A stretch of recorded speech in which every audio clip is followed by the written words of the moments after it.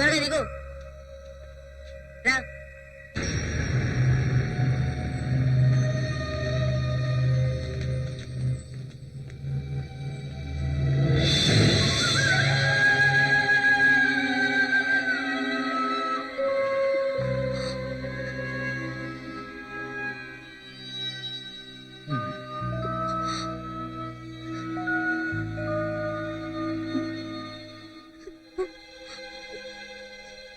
ధైర్యాన్ని వదలకూడదు.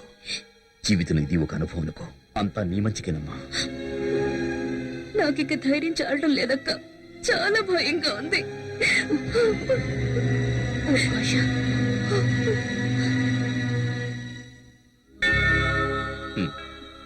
ఈ బైబిల్ నీ దగ్గర ఉంచుకో. దేవుడు కరుణిస్తాడు. మనసు ప్రశాంతంగా ఉంచుకో. ధైర్యంగా ఉండు. వెళ్ళిరా.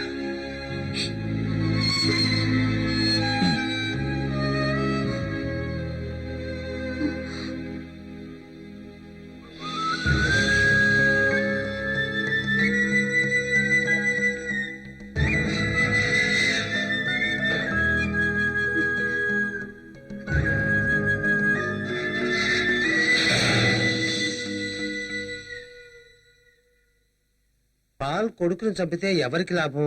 ఆ రూట్ లో ఒకసారి ఆలోచించు. లాభం అంటే కంకిపాడు సీటు, అది ఎవరు వదులుకుంటారు? అప్పుడు నష్టం ఎవరికి? కూర్చున్న కుర్చీ నుంచి బయటికి లాగేసినందుకు ప్రతీకారం తీర్చుకోవాలి కదా. అప్పుడు అది నాకు దక్కకూడదు, నీకు దక్కకూడదని ఉమామహేషే అనుకుంటాడు. బన్నీ పాల్ మర్డర్ గురించి తెలుసుకోవడానికి ఇంకొకడు ఆరాట పడుతున్నాడు. వాడి అన్నయ్య శామ్యూల్. వాడిని ఒకసారి కలుద్దామా? వాడున్న చోటికే మనం వెళ్ళొద్దాం.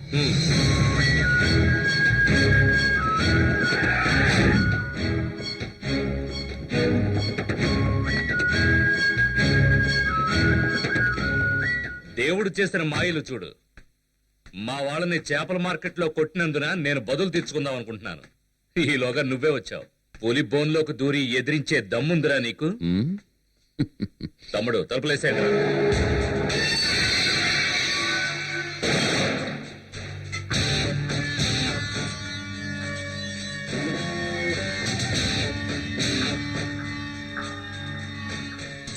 చూడు శామ్యూలు, నేను చిన్న పుల్ల ముక్కను కూడా చేతిలో పెట్టుకుని ఇక్కడికి రాలేదు.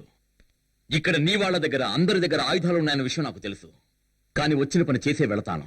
పిచ్చి పిచ్చి వేషాలు వెయ్యరని నేను ఆశిస్తున్నాను. ఒక్క విషయం బాగా విను.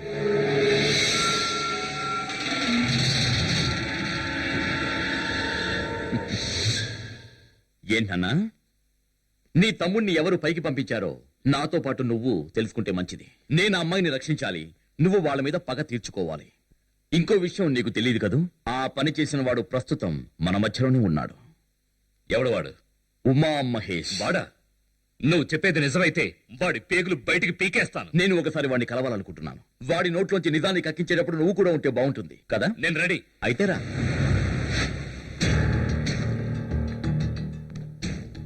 పార్టీ 4 ముక్కలైపోతే నష్టం కలిగేది ఎంసీ పాల్ గారికి మాత్రమే.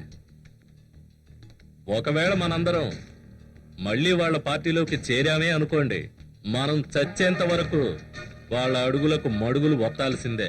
అవును, వాళ్ళు కాళ్ళ కిందేసి తొక్కుతారు కూడా. నా అవస్థలు చూస్తున్నావు కదా. ఆ బన్నీగాడి మరణం ముసలోడికి షాక్. సమయం చూసి ముసలోడిని కూడా లేపేద్దాం. నువ్వు పిచ్చి పిచ్చి ఆలోచనలు అన్నీ మాని నిజమైన నీ మనుషులెవరో ముందు అది తెలుసుకో. వాళ్ళతో మీటింగ్ పెట్టించు. అప్పుడు నీ స్ట్రెంత్ ఎంతో ఆయనకు బోధపడుతుంది. విడిపోదామంటావా? విడిపోతే లాభం లేదు. నీ బలం ఎంతో వాళ్ళకి చూపించు. అయితే కలిసిపోదాం. కలిసిపోదాం, కానీ వాళ్ళు మన డిమాండ్స్ అన్ని అంగీకరించిన రోజునే. దానికి కావలసిన ప్లాన్ నా దగ్గర ఉంది, తర్వాత చెప్తాను. మనిషికి ఒక వాటర్ బిర్యానీ పొట్లం ఇస్తానంటావా? ఏమన్నా? మన జనబలం ఏమిటో వాళ్ళకి చూపించాలి కదా.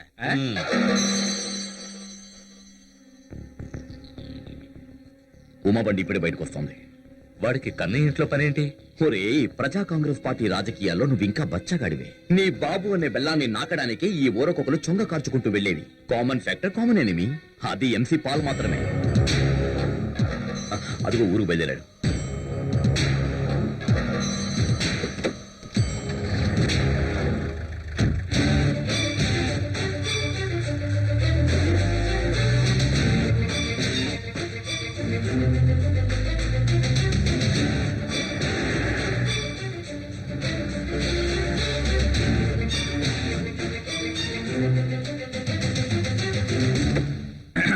ఏయ్, ఆ ఛానల్ వాళ్ళు వచ్చారా? లేదండి. ఇంటర్వ్యూ తీసుకోవాలి, పొద్దున్న ఇక్కడ ఉంటామని చెప్పారే. అదిగో వచ్చేసారనుకుంటా. నువ్వు ఓ పెగ్గు విస్కీ తీసుకురా. అది పడితే గానీ నాకు దడ తగ్గి ధైర్యం రాదు. వెళ్ళి వెళ్ళి. ఆ, ఇదేంటి శామ్యూల్ వచ్చాడు? అరే డేవిడ్ కూడా వచ్చారు. ఏమిటి కబుర్లు? ఎలా రాస్తా? శ్యాము, ఇదేమిటి నాన్న? నన్ను నువ్వే కదరా నా తమ్ముడు బన్నీని చంపించింది. నేనా? నువ్వు కాకపోతే ఇంకెవరు? నేను చంపలేదు. చెప్పు. పోలీసులు చంపిన వాళ్ళని పట్టుకున్నారు కదా, ఆ అమ్మాయి ఎవరు? అవునా? అందుకు గ్యారంటీ అంటే పోలీసులు చెప్పింది కూడా నువ్వు నమ్మవా? అది కాదు, నీకేం తెలుసు అది చెప్పు. అయ్యో నాకేమీ తెలియదు. ఒప్పేస్తే చంపేస్తాను నిన్ను. అయ్యో దేవుడా, నన్ను కొట్టి చంపేస్తున్నాడు. చెప్పరా, ఎమ్మెల్యే పదవి పోయిందనే కోపం ఇలా తీర్చుకున్నావు కదా? నాకు ఎమ్మెల్యే పదవి వచ్చింది, పాల్గారే తిరిగి తీసేసుకుంది. పాల్గారే నిన్ను వదిలేస్తే ఇంకా ఎంతమంది ప్రాణాలు తీస్తావు? అక్కడ మాత్రం కొట్టొద్దు, నేను ఆయన చచ్చిపోతాను. చెప్పేది న్యాయమే. ఇంకా కొడితే చేస్తాడు. వదిలే శామ్యుల్, వదిలే. రా, రా. నిజానికి పాల్ సార్ కొడుకుని చంపింది ఎవరో కనుక్కోవాల్సిన బాధ్యత మీ మీద కూడా ఉంది. ఈ శామ్యుల్ ఉన్నాడు చూడు, వీడితో కలిసి నాకు ఎప్పుడు కనిపించకూడదు. కుక్కను బోన్ నుంచి వదిలినట్టు ఆ పిచ్చోడిని నేను నీ మీద కూసి కొలుపుతాను. అది మాత్రం చేయొద్దు. ఏదైనా క్లూ దొరికితే నాకు చెప్పు. నాకు చిన్న తీగ దొరికితే చాలు, దొంగంత పీకుతాను. ఆ? అలాగే. హ్మ్.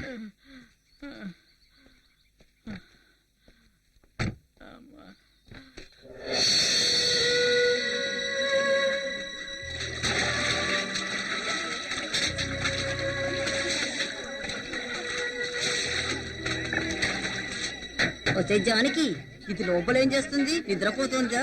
త్వరగా బయటికి రావే. నువ్వేంటి ఇక్కడే నిలబడ్డావు? అడ్డం లేదు, స్నానం ఎలా చేస్తారు?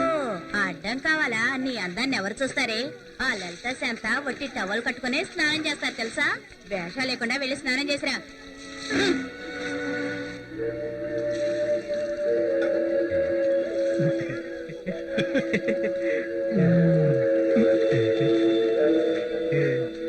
ఛ! వీళ్ళు ఇంతవరకు నాకేమీ చూపించకపోతే నేను ఏం చేయాలి? ఛ! ఎవరది? మంచి సీన్ చూసే ఛాన్స్ మిస్ అయిపోయింది. ఎవరు? ఆ తలుపు దగ్గరకేసి. బట్టలుతికే రాయి మీద జారిపడి తల బగిలి చచ్చినట్టుగా ఉండాలి. చప్పుడు లేకుండా పని కానిచ్చేయి. ఒక్కొక్కళ్ళకి 50,000 రూపాయలు మీ ఇంటికి చేరతాయి. ఏమంటావు? 50,000? అంత డబ్బు సంపాదించాలంటే నీలాంటి వాళ్ళు ఎన్ని చోట్ల పడు. అదే 10 నిమిషాల పనే కదా. మరి ఏమంటారు? అలాగే సార్. అయితే పని మొదలెట్టండి.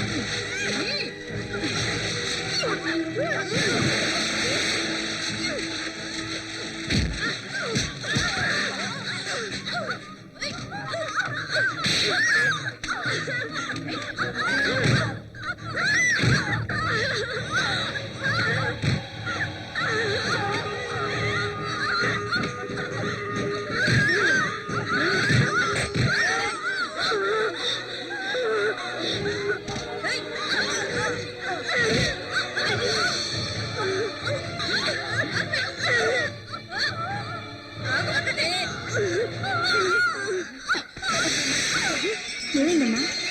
ఏమైంది నీకు? అయ్యో, రక్తం వస్తోంది. త్వరగా లేకుండా అమ్మాయిని త్వరగా హాస్పిటల్కి తీసుకెళ్ళండి. త్వరగా చేత పట్టుకో. నీ పేరు? రండి. ఎన్నేళ్ళు? సరే, అక్కడ వెయిట్ చేయి, డాక్టర్ వస్తారు. ఇక్కడే నెక్స్ట్. రండి.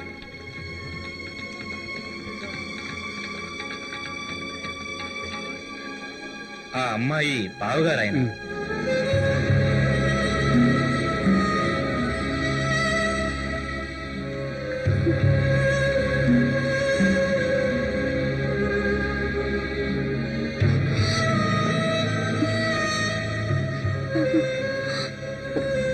ASHA, hello David. ఇది పోలీస్ కేసు కావడం వల్ల నేనేం చేయలేకపోయాను. లేకుంటే మంచి హాస్పిటల్ ఎప్పుడో జాయిన్ చేసి ఉండేవాడిని. అంత అవసరం లేదు. She all right. 4 కుట్లు పడ్డాయి, అంత ప్రమాదం ఏమీ లేదు. కొన్ని రోజులు రెస్ట్ తీసుకుంటే సరిపోతుంది. Nothing to worry.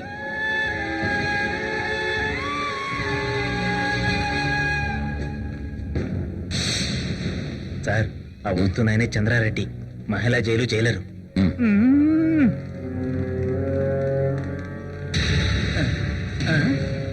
దారేమండి. చంద్రమోహన్ నన్ను డేవిడ్ అంటారు. ఏ డేవిడ్? అదే తలకు దెబ్బ తగిలి బెడ్ మీద పడుకున్న అమ్మాయికి బావం. సరే, అసలు ఏం జరిగింది? యాక్సిడెంట్ గా తగిలిందా లేక కావాలని ఎవరైనా తల మీద బలంగా కొట్టారా? చెప్పండి. అదేమిటంటే ఆ అమ్మాయి చూడటానికి మరీ అందంగా ఉంటుంది కదా. ఆడ ఖైదీలలో కొంతమంది వెలయాళ్ళు ఈ అమ్మాయిని వ్యభిచారం చెయ్యమంటే ఈ అమ్మాయి ఒప్పుకొని ఉండకపోవచ్చు. ఆ ఘర్షణలో ఈ అమ్మాయి కింద పడి తల పగిలిపోయింది. మరి అవన్నీ డీటెయిల్డ్ గా రిపోర్ట్ లో రాయడం గుర్తుందా చెప్పండి? రాస్తే ఎక్స్ప్రెషన్స్ ఇచ్చుకోవాలి. అందుకే జారి పడిందని కేసు క్లోజ్ చేసేసాం. టీవీ వాళ్ళేమో మాట్లాడితే కెమెరా మోసుకొని వచ్చేస్తారు షూట్ చేయడానికి. నాకేమో స్క్రీన్ ఫియర్.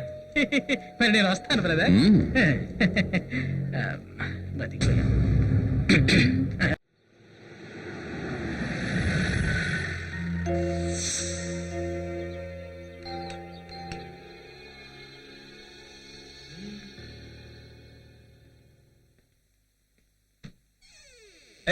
ఎందుకు తలుపులు మూస్తున్నావు? తలుపులు తెరు. నీకేం కావాలి?